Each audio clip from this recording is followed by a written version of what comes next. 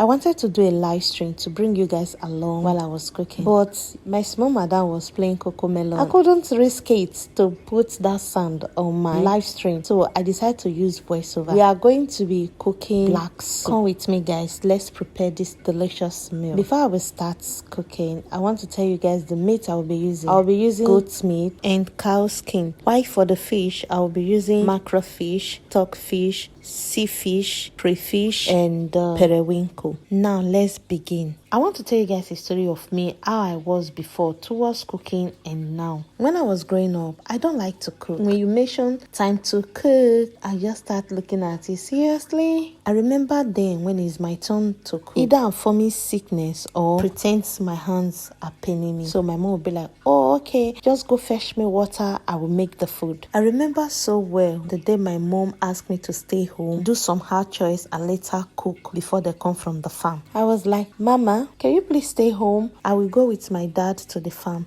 and you be the one to cook the food. I also remember how I always bribe my sister to help me cook. When my mom will find out that my sister is cooking, instead of me, she will use my language to say, Oswaji, ya gave no aya levano from where wow modern. This was always my reply to my mom. My husband would be the one to cook for me. I'll get married to someone that can cook so well for me.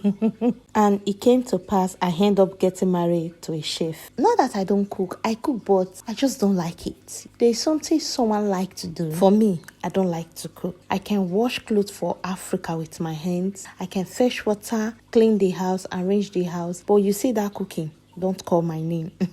And I remember when I cook, my dad always know the difference between my food and that of my sister, because my food is always spicy. So when I cook, my dad is always happy, like, oh, I cook spicy food. My mom, on the other hand, she doesn't like spicy food. She always complains. Sometimes she will even reject the food. She will not eat because of the spicy. So why am I saying this story? I just found out that about a year or 2 years ago, the story or the narrative has changed. Now, I love to cook. When someone tells me they are coming over to visit me, I will make sure to prepare delicious meal. Just tell me what you want and say no more. I will cook the food as you want it for you. And whenever I'm cooking, I'm always happy. I just love to stay in the kitchen. I love to cook. I don't like the house to be empty. I don't like the fridge to be empty. Sometimes I can use the whole week to cook. Sometimes I can cook throughout 3 days. I'll just be cooking different food. I think it's high time I apply for Guinness Book of Records to cook my cookie-thon.